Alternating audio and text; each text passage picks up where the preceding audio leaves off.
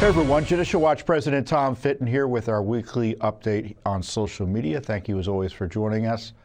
So much happening, including the late breaking news of a important and historic and unfortunate, in my view, Supreme Court decision eviscerating the president's ability to issue tariffs under an important law authorizing, seemingly, as President Trump has alleged, the emergency use of tariffs authorized by Congress. And that was the debate before the Supreme Court, because businesses and others sued the Trump administration, alleging that the tariffs that he's been imposing as he tries to wield the power of the presidency to protect the economy, as he has asserted, to address national emergencies, and use the tariffs to get foreign governments to do what he wants them to do.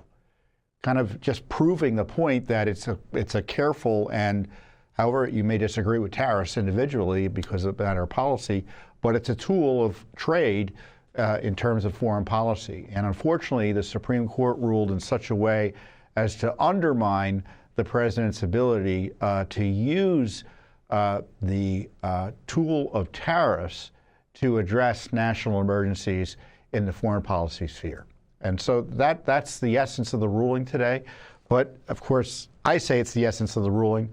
Others will say, Tom, look, there was a lot in that decision. And indeed, here is the decision. I may hurt my back lifting it up. 170 pages of decision by the various justices of the Supreme Court. And so the argument is about a law called what is the law called? The International. Of course, everyone pretends they know what it is because, they're talking about it repeatedly today, but probably no one knew about it until Trump started using it. The 1977 International Emergency Economic Powers Act. And as Justice Kavanaugh wrote in his decision, the president has imposed tariffs on imports of foreign goods from various countries under this law. And it's generated all sorts of policy debates. But the policy aside, the question is it legal or appropriate for him to do so? And I think the president has the more persuasive case. Now, the majority of the justices, by a vote of 6-3, found he could not exercise the tariff functions he was exercising under this law. He could do all sorts of other things, but not tariffs, which doesn't make any sense, as I'll go to in a minute. Yes, the law at issue is the ability to, quote, regulate importation under the 1977 International Emergency Economic Powers Act, or the EPA law, as it's known by its acronym. So the big debate is, does regulate importation mean you can issue tariffs? And the justice's decision, as I noted in my response to it initially, is confused. Now, 6 justices said no, but they disagreed as to the reason. So you have 3 justices saying, look, the plain reading of the statute says, and these are the liberal justices, there is no authority to issue tariffs. It lists what the president's able to do, and you can't, under the plain reading of the statute, say that regulate importation includes issuing tariffs.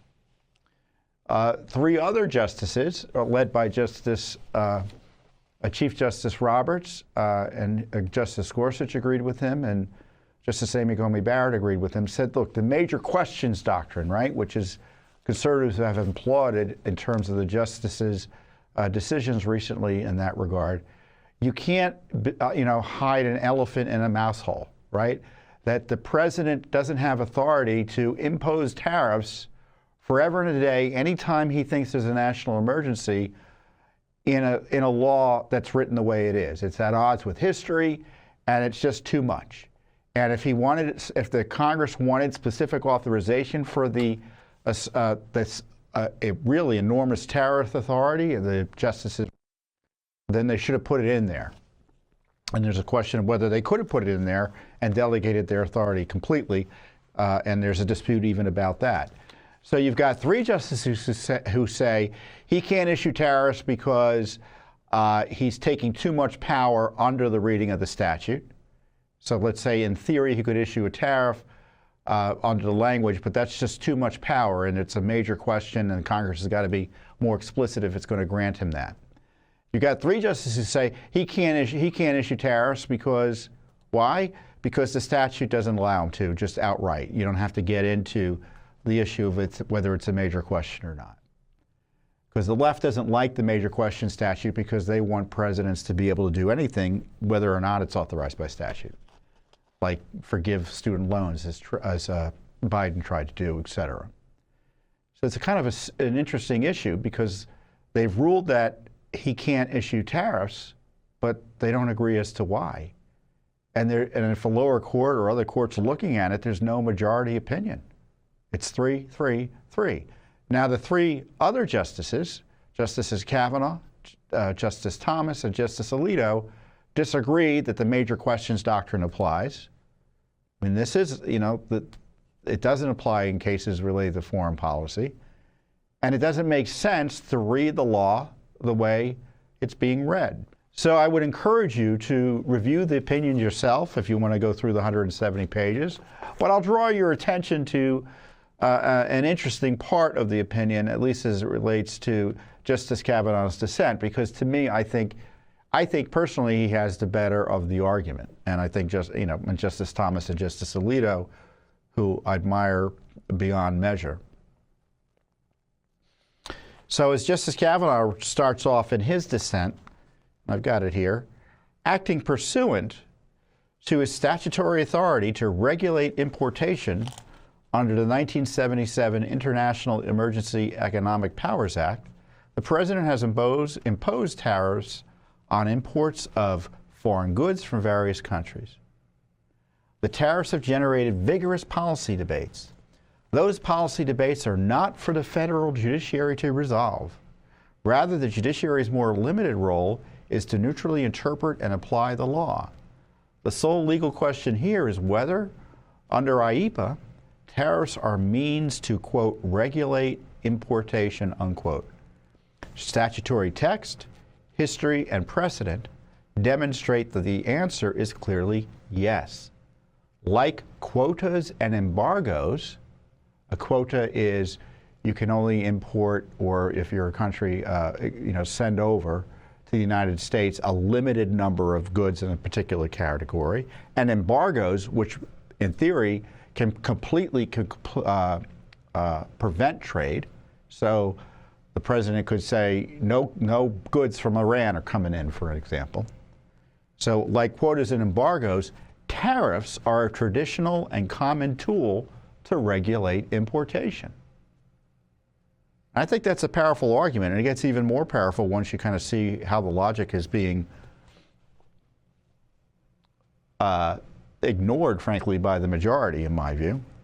Since early in U.S. history, Congress has regularly authorized the president to impose tariffs on imports of foreign goods. Presidents have often used that authority to obtain leverage with foreign nations, as we've seen President Trump was doing up until, frankly, today. Help American manufacturers and workers compete on a more level playing field and generate revenue for the United States. The plaintiffs argue, and the court concludes, the president lacks authority under IEEPA to impose tariffs. I disagree.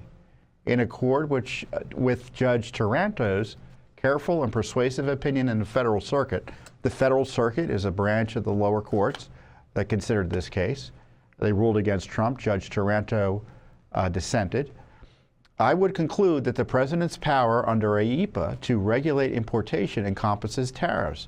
As a matter of ordinary meaning, including dictionary definitions and historical usage, the broad power to regulate importation includes the traditional and common means to do so. In particular, quotas, embargoes, and tariffs. History and precedent confirm that conclusion. In 1971, President Nixon imposed 10% tariffs on almost all foreign imports. He levied the tariffs under IEEPA's predecessor statute, the Trading with the Enemy Act, which similarly authorized the president to regulate importation. Those tariffs were upheld in court. So he kind of goes forward and describes, Justice Kavanaugh does, that this is not a controversial issue for Congress to authorize the president to use tariffs as a cudgel, right, as a stick, and a carrot, obviously.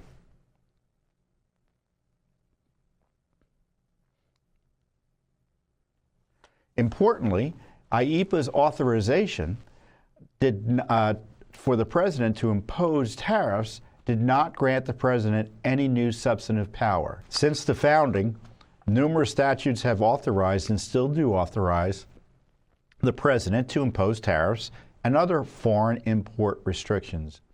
IEEPA merely allows the president to impose tariffs somewhat more efficiently to deal with foreign threats during national emergencies. Context and common sense buttress the interpretation of IEEPA. The plaintiffs in the court acknowledge that IEEPA authorizes the president to impose quotas or embargoes on foreign imports, meaning that a president could completely block some or all imports. But they say that IEEPA does not authorize the president to employ the lesser power of tariffs, which simply condition imports on payment. As they interpret the statute, the president could, for example, block all imports from China, but cannot order even a $1 tariff on goods imported from China. That approach does not make much sense. Now, there you have it. I don't understand why any justice of the Supreme Court would rule that you can shut down, literally shut down trade from an entire country, but the lesser measure of tariffs to regulate trade or importation is not available under the statute. It's simply not persuasive to me. It's not persuasive. Now, to be fair to the other side, they're concerned tariffs or taxes. The Congress is, under our Constitution, supposed to be the one raising and setting tax rates, not the president. And they just don't see them being able to either give away this power, or if they're not explicit about giving it away, allowing the president just to interpret the statute to use the power as broadly as President Trump has sought to use it. But in my view, President Trump has used it as the law allows, and as Congress should have reasonably foreseen, as a tool for foreign policy. And President Trump's whole philosophy and way of approaching the issue of tariffs has been, there's this awesome power we have that we're not using to benefit our country, and you could list all the reasons and back and forth as to why, and I'm going to use it the best I'm able to do under law. And that's what he sought to do. And I think in kind of, this is my summary of what I think went on with the kind of how this case shook out, especially among the difference between the conservatives who voted against Trump and the conservatives who supported his decision or his application or interpretation of the law, is that I think they didn't like the policy. If President Trump, I suspect, and I'm just speculating here, but you know, take it for what it's worth. If President Trump, for instance, had said, look, there's an emergency with fentanyl at Mexico's border, and I'm imposing tariffs and duties until the Mexicans clean up whatever they need to clean up in a way that I find sufficient. There's a national emergency. Tens of thousands of Americans are dying. It's largely coming through the Mexican corridor. They're not doing enough to secure the border, and you know, and that was the limit of it. I suspect forgive me for ascribing improper motives to the justices. I'm not. I just suspect if he was more limited in the application of tariffs under the statute, the justices, or many of them, wouldn't have had the problem they have with it. They just don't like him doing it broadly, and in my view, as a result, they said you can't do it at all. So in essence, to me, it's a policy dispute. That's how I read it. This is a political decision, and I think I'm fairly analyzing it. But in the end, I'm frustrated because, as I said, it is a tool for foreign policy, and it's one less tool. Is it the end of the world? No. But it's, I think, a poorly reasoned decision. When you have, on an important matter like this, the majority unable to come to a conclusion as to why they are ruling the way they are, in a way that anyone can point to and say, well, that's the position of the court. We don't know what the position of the court is. You got 3 justices who say it's for one reason, and 3 justices who say it's for another reason. Is it unprecedented? No. Sometimes the courts split up like that. But they split up on this core issue of presidential power. And the president's ability to use a tool. I mean, just think of our relations with Great Britain or Europe. If we want Europe to do something we want them to do, what other tool does the president have other than tariffs? I'm exaggerating for effect, but you get my point. They're not our enemies. They're our trading partners. And that's our economic relationship is core, it could be argued, to how we interact with them. And the president, in exercising foreign policy, doesn't have access to the ability to deal with, to manipulate and set tariff policies, despite Congress saying in national emergencies, you bet he does? I don't buy it. I just don't buy the majority analysis there. You know, and to be clear, there's an argument. You know, and I'm not saying they're completely wrong, but I'm just saying it's more political. I suspect it's more reaction to his broad assertion of the power than the power itself. If he had done it in a more limited way, I don't think he probably would have had the problem with the court he has had. But as Justice Kavanaugh later points out, well, let me just read it, what he says. So this is another part of the decision that's important in terms of policy. Although I firmly disagree with the court's holding today, the decision might not substantially constrain a president's ability to order tariffs going forward. That is because numerous other federal statutes authorize the president to impose tariffs and might justify most, if not all, of the tariffs at issue in this case, albeit perhaps with a few additional procedural steps that IEEPA, as an emergency statute, does not require. And then they list the statutes: the Trade Expansion Act of 1962, the Trade Act of 74, the Tariff Act of 1930. I mean, you've all heard of Section 301 fights, right? You know, all of those types of battles to impose tariffs. In essence, the court today, this is the key part, concludes that the president checked the wrong statutory box by relying on IEEPA rather than another statute to impose these tariffs. So in the meantime, and as he goes on to say, this is going to be a substantial issue. There are hundreds of billions of dollars, almost $200 billion in tariffs that have been collected. Does everyone get them back? How? What's the damage if you are able to incur, for instance, let's say I had to raise my prices by $1 to cover the tariff costs. You got the $1 back from the increased price. So what is it you get back from the government? Are you harmed? Is there money that you should get back if the cost of the tariffs were covered by your price increase? It's a complicated question. It's not like someone can go and ask quickly for their money back, because there has to be, it seems, a more careful analysis, because it's taxpayer money that's going to be going out the door here if everyone who got tariffed gets their money back. And then secondly, and arguably more important because of the foreign policy concerns and the implications of this decision, we've had foreign policy trade agreements, some of which are substantial, that relied on and were made in as a result of the president's authority he was exercising under this law. Do all of those go up in smoke? So here the Supreme Court, in its decision, I think really went out over its skis in knocking this out, because it not only disrupted the U.S. economy in terms of pulling the rug out from under the president and a key funding, a key way of funding the government, but it's going to disrupt our foreign relations. And I don't think our system's set up to allow the courts to do that. You know, and it occurs to me, I'm not a lawyer, but I know a little bit about the way the Supreme Court thinks on some of these constitutional issues, and courts think. They got this way of talking. It's just like, you know, if we can figure out a way to resolve a case and avoid a constitutional battle, we're going to.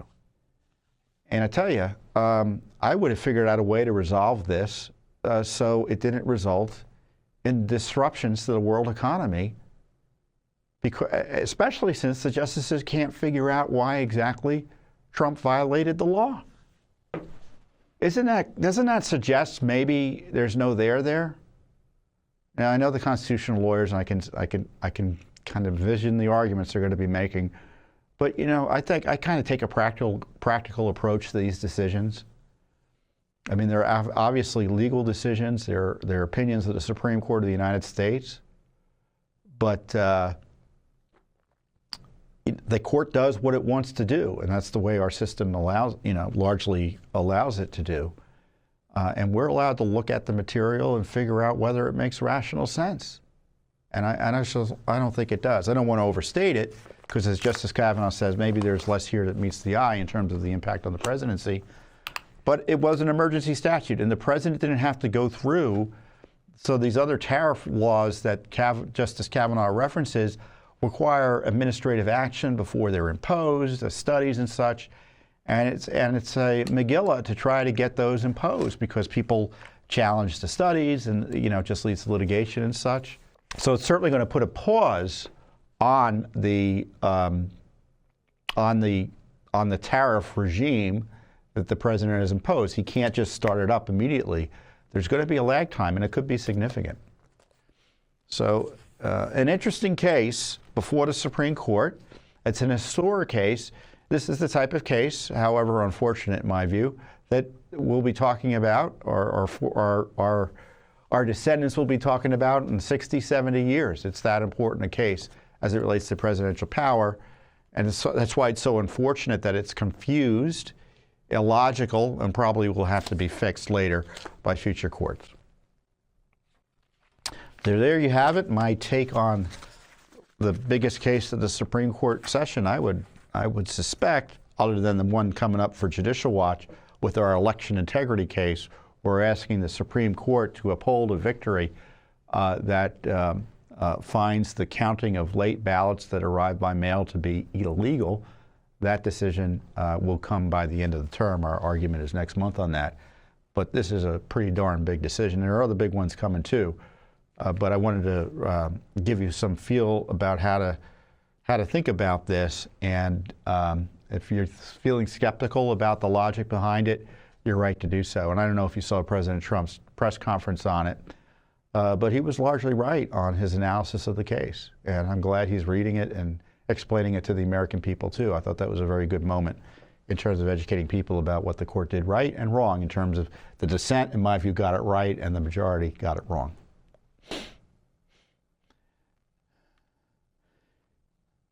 The other big news this week is the arrest of Prince Andrew, he's no longer a prince, by British authorities for allegations related to misconduct in office that were highlighted in the Epstein file release that recently took place just a few weeks ago. And it looked like Epstein was sharing confidential information with Epstein, because Prince Andrew at the time was a government official. He was an envoy for the United Kingdom. Epstein was directing meetings abroad with Chinese officials. Just really, forget about the sex side of it. It just the kind of the insider corruption side of it seemed rather substantial. So we had this extraordinary moment of the brother of the king being arrested on criminal charges. Now, it may not be a big deal here in the United States, but in terms of world history, it's a pretty big deal. And it's all because of the release of these documents. And there have been other materials that have come, or other information that's come out as it relates to American figures that have raised additional questions about criminality. For instance, the former Obama White House counsel, there are questions about what she shared with Jeffrey Epstein about a Secret Service scandal, and where you had Secret Service agents who were using prostitutes while they were supposed to be protecting the president or prepping to protect the president, Obama. I think it was in Colombia. And there were games about whether White House advanced officials, or at least one person, was involved in that as well. And there was kind of a cover-up on it. And she was in contact with him about that issue, supposedly after she left, but it raises questions about what sort of contacts she had while she was still in government. So that's just one example. And, you know, I know President Trump is very frustrated about this Epstein issue because it's kind of engulfed his presidency. I exaggerate, but it's been a big issue. And I don't think he obviously doesn't like it, but he should really blame the Justice Department and the FBI for screwing it up. I mean, first of all, Attorney General Bondi said she had all these documents on her desk. They weren't on her desk. And then they released documents that had largely been released, suggesting more was coming. It was a complete mess. Judicial Watch asked for records, couldn't get any. We had to sue. We still haven't gotten one record under FOIA, by the way.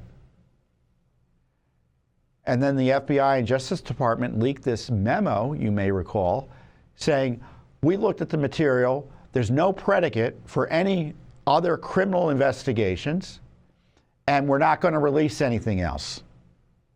And there was a public uproar. And it really hasn't abated. It led to almost a unanimous vote by Congress to force the transparency, require transparency about the decision. And President Trump rightly signed it. And he was right to reject the FBI and Justice Department in signing it, because that's what it was. It was a rejection of what the FBI and Justice Department did, and the president signed it. Now, he could have signed it. He could have not signed it. Maybe his veto would have been overridden. Or he could have said, I'm not signing it, let it go into law. I'm going to fight it because it impairs my operations as President of the United States. You're asking for documents you don't have the right to. Congress can't mandate the release of this information. There could have been all sorts of fights. But he signed it, and they pushed hard to get the records out. But it shows you that transparency matters, and that the concerns about Epstein and who he was dealing with were well-founded. I mean, Andrew was arrested for, corruption while in office or something similar like that. There's enough evidence in there to suggest that he was involved in the sex trafficking in a way that was inappropriate or perhaps illegal. Same goes for certain American citizens as well.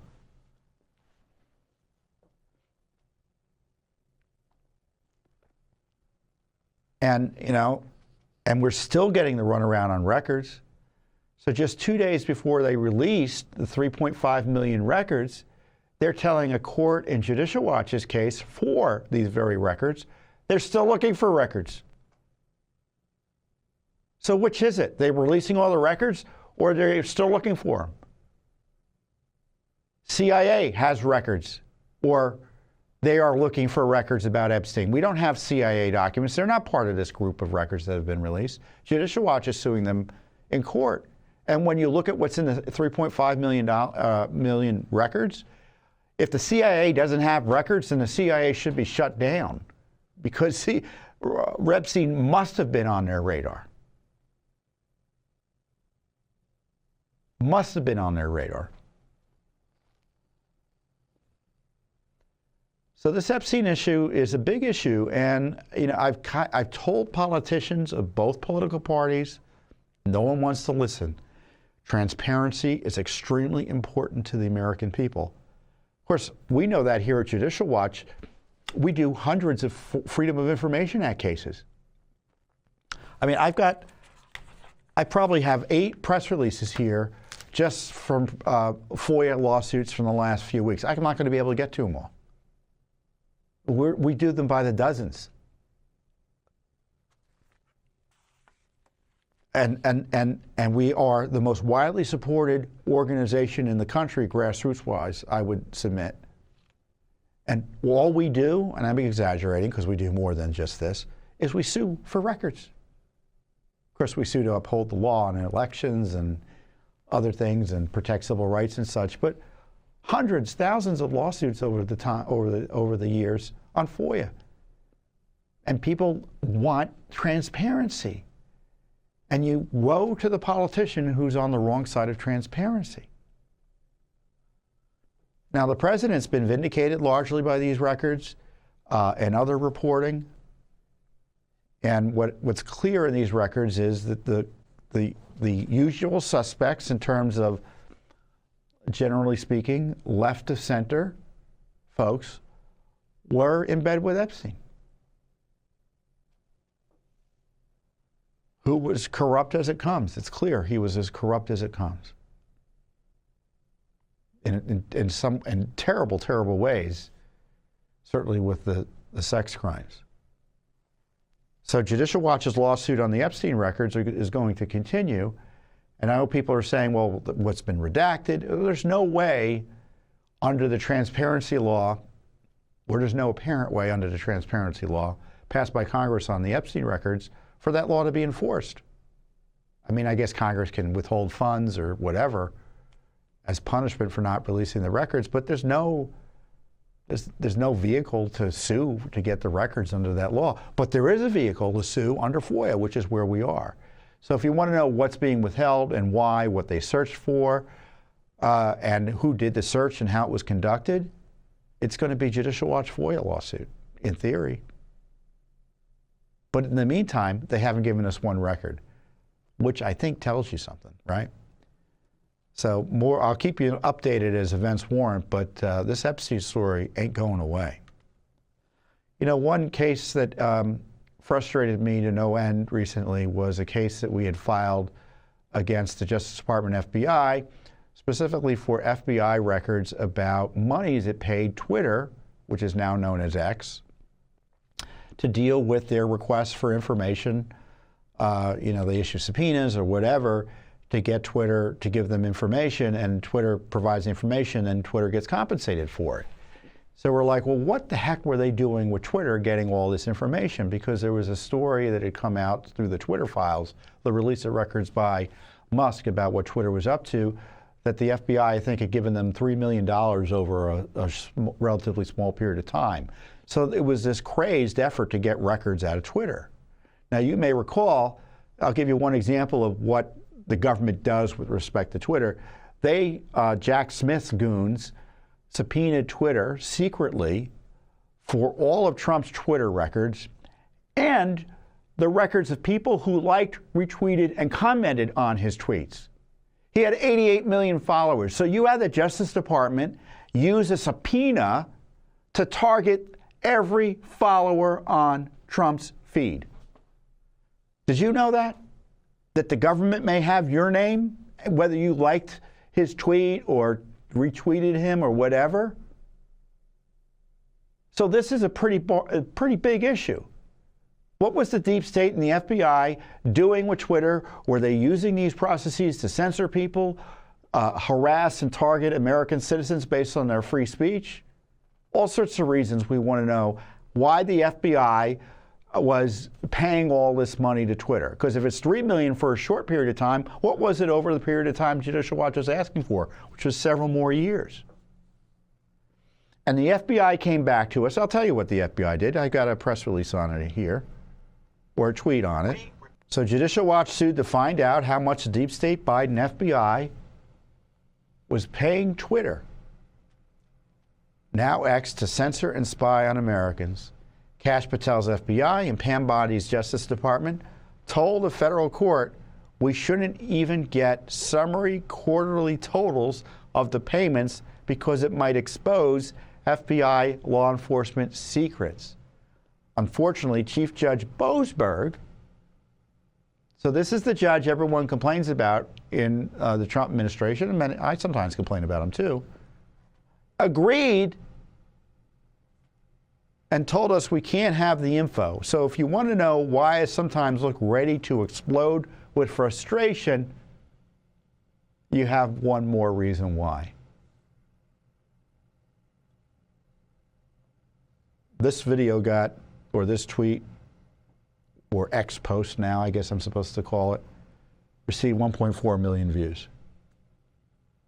So I hope the Justice Department's paying attention to this. So I want you to kind of think about that. So we asked for records. So let me see what we asked for specifically here. So here's the press release we issued back in 2023 for the decision for the case when we filed it.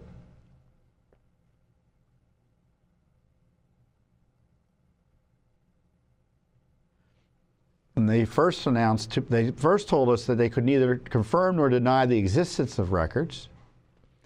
And then they told us, well, they had records, but we can't tell them who the money was being paid to. We said, well, we're suing for records for Twitter. If you have records in response, that means it's Twitter. And they said, oh, okay. Well, we can't give you the money amounts because somehow someone's going to figure out what else we're up to, which is maybe in theory true, but a stupid, insane argument that would prevent so much information from coming out. To use it in this case is just wildly abusive. The Twitter files release revealed an email from 2021 in which I identified a Twitter employee tells then the Deputy General Counsel for the Twitter and the then General Counsel for Twitter that we have collected $3.4 million since October 2019. So that's just 3 years.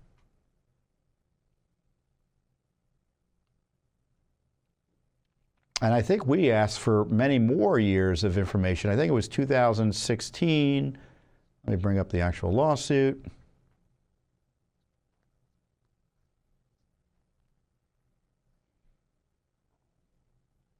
Yeah, so we went back to 2016. So we were asking for many more years of records. So we want to know what the deep state was doing with targeting Trump, other Americans, up through the Biden administration. And so imagine us going to court and fighting the Bondi Justice Department and Kash Patel's FBI about this basic information. I mean, they refused to give us most anything of substance, not even the quarterly payments to Twitter for whatever the heck they were doing with Twitter. Really unacceptable in my view. And you know, it's the tip of the iceberg, frankly. I could go through case after case. I've done it here in this program. You may recall a few of them, where this administration, this Justice Department, this FBI is defending lawfare secrets of targeting Trump or corruption secrets that reflect on Biden, Obama, etc. Time and time again. And none of it's required under law. None of it's required under law. I mean, there may be like a case where Judicial Watch can't get a Social Security number because they can't release that under law. We're obviously not seeking someone's Social Security number. We're not seeking someone's home address. We're not seeking that sort of doxing type information. We don't want it. But we're having the federal government, this Justice Department say, we can't tell you what sort of money we were given to Twitter because we have a cockamamie theory because you could somehow walk back what we were doing at the time we were spending the money, even though it's only by quarter. It's incredible. So we're fighting the Trump Justice Department and Trump FBI, and then Judge Boasberg says, yeah, they're right. You can't get the records, Judicial Watch. Go home. So this is a sort of fight we have to do. You know, people say, well, what are you going to do with the Trump administration? Or what are you going to do with the Biden administration? Because I've been around here at Judicial Watch. I started during the Clinton administration, the first Clinton administration. No, wait, it was the second Clinton administration, actually. So I've been here for Clinton, Bush, Obama, Trump, Biden. So several administrations. And our work really never changes. We just have to sue for information.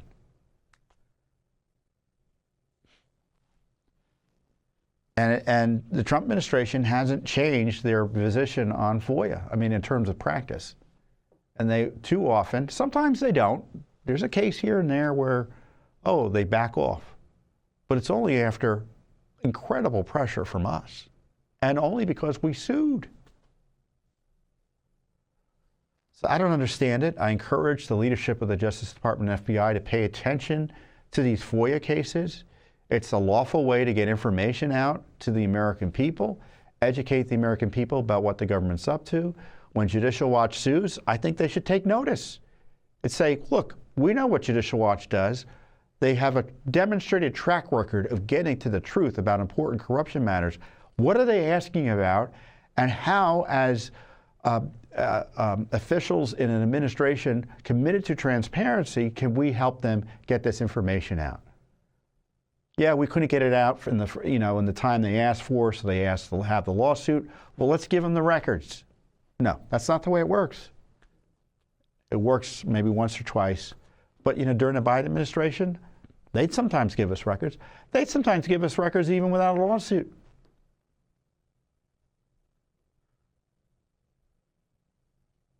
And they weren't good records for the Biden administration, by the way.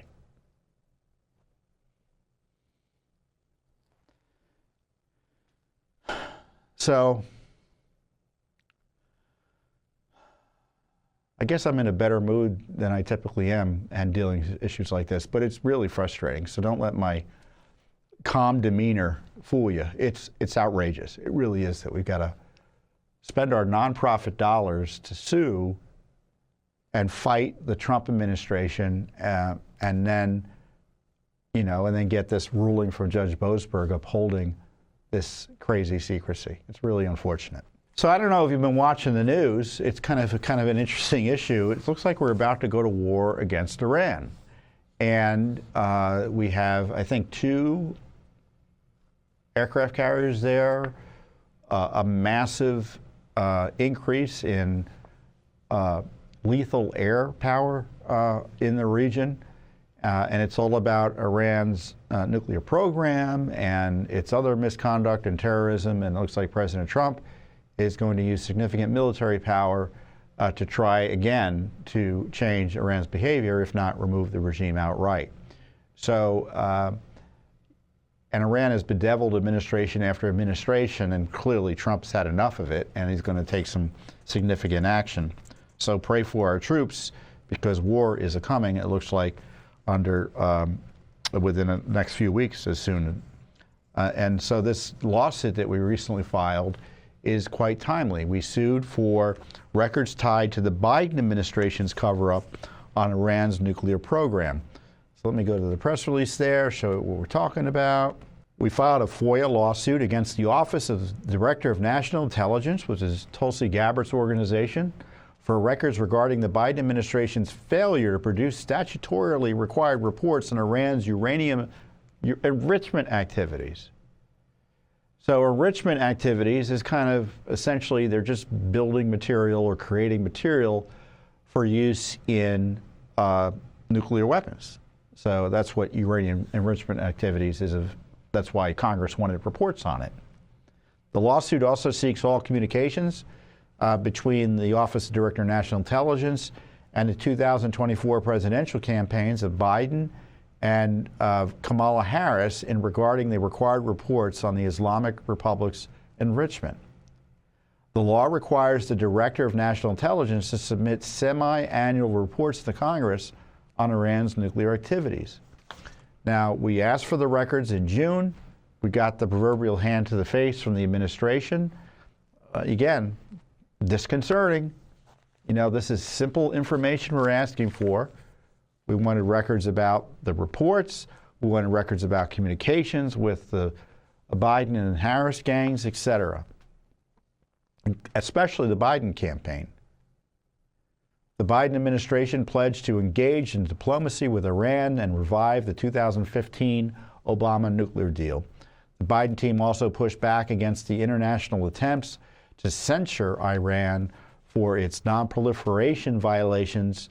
And on May 27, 2024, the Wall Street Journal reported the United States was blocking European states from pursuing a former censure of Iran at the June board meeting of the International Atomic Energy Agency. despite a push by the United Kingdom, Germany, and France. According to the Journal, the U.S. has pressed a number of other countries to abstain in a censure vote, saying that that is what Washington will do. And then a press release issued by Republican Senator Lindsey Graham, who's a senator from South Carolina, or a senator from South Carolina, stated that then the Director of National Intelligence, Avril Haines, that was Biden's Director of National Intelligence, had failed to produce multiple reports on Iran's nuclear threat, including uranium enrichment, that were required under the law. So the Trump team finally comes in and reports, by the way, Iran possesses the highest uranium enrichment levels of any non-nuclear state and remains capable of enriching uranium to weapons-grade levels. So this is the long story short of this issue. The Biden administration was following up on Obama's kowtowing to the Iranian mullahs. They didn't want other folks who were concerned about the nuclear weapons Iran obviously was creating or trying to develop to do anything about it. And they didn't want these reports coming out because it would disclose Iran was up to no good. And the real question is, was that decision, or the decision to withhold reports, including during an election year, based on communications with the campaign? I mean, those are the sorts of questions we're getting at in this FOIA lawsuit. Our lawsuit, as I say in the release, is aimed at finding out why, as Iran was expanding its dangerous weapons program, the Biden-Harris administration failed to produce those vital reports documenting a clear and present danger to the United States. So forgive me for thinking this could be an important lawsuit. We only bombed Iran just last year, thanks to President Trump, in partnership with Israel. Looks like we're going to attack Iran again over these nuclear weapons deals or programs. And how did we get here? How is it we had to put U.S. lives on the line? Because first the Obama regime and then the Biden regime tore apart any sanctions programs that would force Iran to comply and maybe back away from its weapons program. And it's left people like President Trump with no choice but to use military force to secure our safety from the threat of the mullahs having nuclear weapons. How did we get here? I want to know how we got here. Who was behind it? What were they thinking? What were they hiding, and why? You know, it's strange. The left pretends to be concerned about war, but we're having a war because of what they did during the Biden administration, and we're suing to get the truth behind it.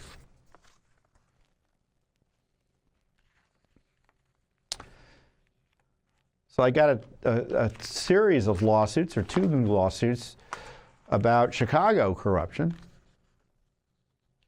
or evidence of Chicago corruption. The first one is against Governor Pritzker for records on a photo he took with a, quote, peacekeeper tied to a murder charge. I mean, this is just only in Chicago. Chicago is always, in this case it's Illinois, I guess, but you know, Pritzker is a Chicago guy. That's my impression, at least. Let's get to the press release here. There we are. You can see Governor Pritzker. So you remember what he looks like. So Governor Pritzker is widely reported to be a top contender for the presidency. I know it seems like there are 20 Democrats who may be running for president, but you know, that's their right. But he's extremely wealthy. The Pritzker family I think they're billionaires. I think he's a billionaire. And he's the governor of Illinois. He's not dumb, so he's able to talk and communicate. He's a leftist. He says terrible things I disagree with, but that's neither here nor there. You know, as a leftist, they tend to do things that harm the public interest. That's the truth of the matter. And in this case, it's a combination of harm and almost comedy. So it's kind of comic tragic, right? Pritzker was photographed with a anti-violence employee, so-called peacekeeper, in September of last year. The name of the employee was Kellen McMiller. Days after the photograph, the guy got arrested for murder. And I think we have the photograph here. So I found it on one of the local Chicago station's websites. So that's the man he was photographed with. Now this peacekeeper operation here in Washington, D.C., we have one. It's terribly corrupt. Essentially they give money to the criminals to stop other criminals from committing crimes. Now, I guess, maybe it's the thought that counts, right? But their thinking is that maybe, having folks who have been through personally what some of the criminals might be going through personally might be persuasive. But as you might imagine, it's just big city ways of moving money to people that are going to be likely to vote for you. And that's how I interpret it. And the corruption is legion. You can look at Judicial Watch's work on the peacekeeping work here in D.C., and it's more of the same, it looks like, in Chicago. And it's not just the guy who Pritzker was photographed with, was arrested a few days later on first-degree murder charges. When he was photographed, he had 4 warrants out for his arrest: Florida, Indiana, and Wisconsin. And Pritzker wrote in a Facebook post, "It's folks like these," about his meeting with McMillan and other so-called peacekeepers, "it's folks like these that we need more of doing the hard work of community violence prevention, not troops on the ground to undermine efforts fighting crime." The peacekeeper photographed with Governor Pritzker had 4 active arrest warrants at the time. Illinois taxpayers deserve transparency on how participants in state-funded anti-violence programs are vetted. The state should prioritize rigorous screening over partisan criticism of federal crime-fighting efforts. So we asked for the records you would want to ask for, and I just love our FOIA requests because they are like straight shots for truth. We wanted photographs in the media. We wanted the edited versions of the press release, the originals, communications about the issue, the decision to hide the photo, background checks and vetting for the guy and others. Everything you might think to ask for about this. Now, is it the biggest scandal that we'll have with Governor Pritzker? No, there are many others, and we're pursuing them as well. But it really is an indication of, A, where big city politics is, this kowtowing and this kind of playing around with violent offenders under the guise of fighting crime. I mean, they would rather send, and it's no exaggeration to say, they would rather send these so-called peacekeepers to fight crime than police officers. And I don't need to remind you of Chicago's crime epidemic. So I think this is an important lawsuit. And this is, again, another reason why I love Judicial Watch. And now you say, well, Tom, you're president of Judicial Watch. Of course you love Judicial Watch. No, I love Judicial Watch subjectively as a citizen. Going out there, suing for records in Washington, D.C. on the big corruption issues, but knowing enough that goes on and knowing enough about corruption at the local level, especially in the big cities, to pursue and investigate and try to expose the government corruption there. And in his case, you had this guy being photographed with a murderer, the governor's office removing the photo, raising questions about why the heck their money was going towards the programs that were hiring criminals, not criminals who've done their time, but active criminals, meaning they had warrants out for them. So this is a big issue when it comes to the war on police by the left, because this is a perfect example of what it leads to. So I'll let you know if we get any info. And the craziness in Chicago continues. Illinois is a state in some ways that is out of control when it comes to the rule of law. And I use the phrase insurrectionist sometimes with some of this anti-police rhetoric, this my view, anti-American rhetoric. And you see it literally in what's going on with some crazy actions by Chicago officials, leftist officials. Judicial Watch sued the Chicago treasurer over a plan to halt U.S. Treasury purchases. Now, the left is obsessed with sanctions against regimes they don't like, right? And it's usually regimes that America likes or is friendly with.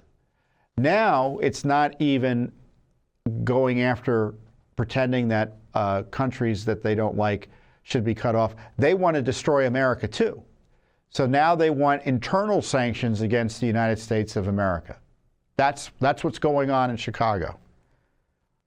We announced we filed an Illinois Freedom of Information Act lawsuit. Let me get the lawsuit up. Judicial Watch announced it filed an Illinois Freedom of Information Act lawsuit against Melissa Conyers Irwin, treasurer of the city of Chicago, for details of her declared plan to stop buying new U.S. Treasury securities and divest the city of indirect holdings. Now, the anti-Semitic left wants to destroy Israel because they support terrorism, want to divest of Israel, as I said earlier, suggested earlier. Now they want to divest of the United States. So there's this insurrectionist movement to misuse taxpayer money and abuse taxpayers and put their finances at risk by avoiding the purchase of U.S. treasuries, as if the suggestion is it's immoral to buy U.S. treasuries. This is an American citizen in a position of public trust in Chicago, whose, by the way, finances are not in the basement, but is there like 3 levels below the basement? B3 or something. I think they're $30 billion out of whack in Chicago. I think that's the number. Look it up, guys, while I'm looking at this. In November of last year, the Chicago Treasurer issued a press release announcing that Chicago will not invest in a federal administration that is using the power of government to terrorize us. Invest in an administration? It's U.S. treasuries. It's America. It's the federal government. U.S. treasuries support all government federal activities. All of them. Before my budget presentation on Wednesday, I informed City Council members that I would boycott the purchases of United States Treasury securities and seek their authority to grant me freedoms to modify the portfolio of the nearly $11 billion of Chicago taxpayer money the office manages. We will immediately stop making new direct purchases of U.S. Treasury marketable securities. Second, with approval from the City Council, we will explore reducing our indirect exposure by adjusting our positions in various investment vehicles. Absolute insanity. So we asked for records about what's going on in the Chicago Treasurer's office that makes them want to be insurrectionists. Internal emails and communications from the Treasurer referencing the U.S. securities and immigration-related terms because, oh no, you're deporting illegal aliens who aren't supposed to be here, so I'm not going to do my fiscal duty to secure taxpayer money by investing in one of the safest investments in the history of humanity, U.S. treasuries? Unbelievable. And then, of course, there's costs to doing so. Riskier investments result in variability in returns. You can lose more money. We want to know the details.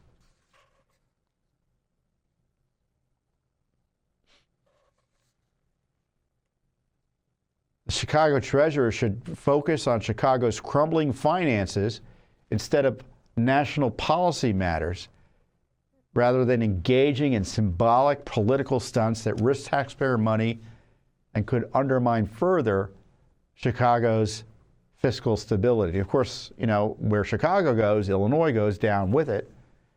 And there's always good old Uncle Sam, which is the ultimate irony, that backstop all of this crazy spending while she's refusing to buy treasuries by in a wild abuse of her authority.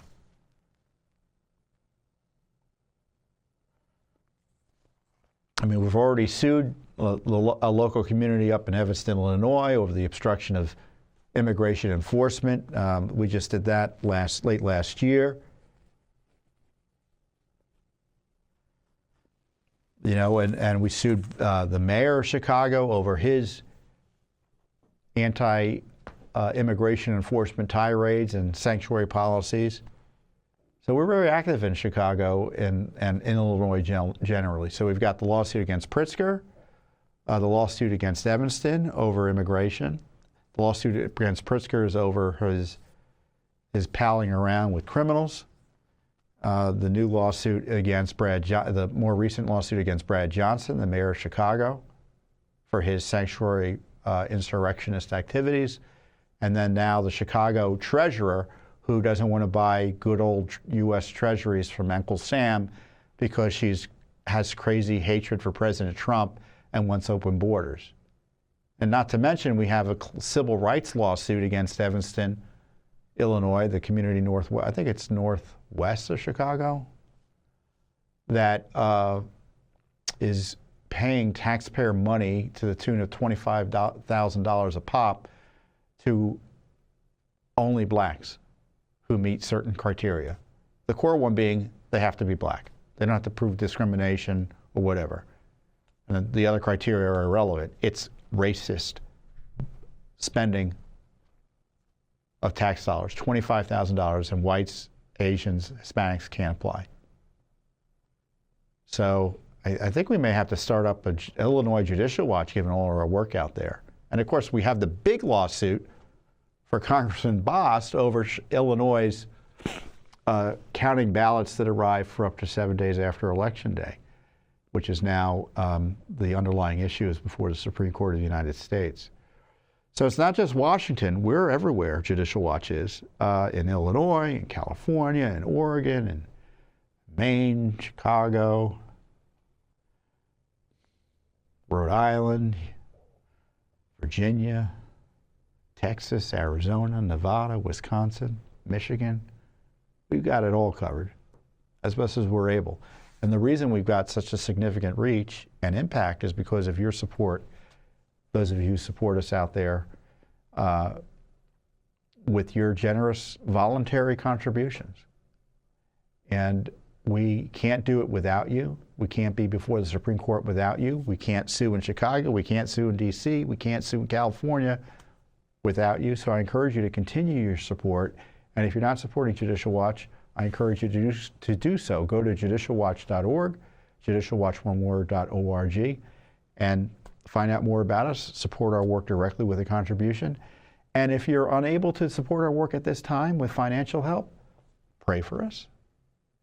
Get the word out about our work. Share this video, comment on this video, promote this video, promote our other work. Spread the word. The reason we're impactful, Judicial Watch is because we have legions of supporters like you out there getting the word out. So there's nary the politician that doesn't know about Judicial Watch, which is a great credit to you, our wonderful supporters. Well, I hope you have a great week, and I'll see you here next time on the Judicial Watch Weekly Update. Thanks for watching. Don't forget to hit that subscribe button and like our video down below.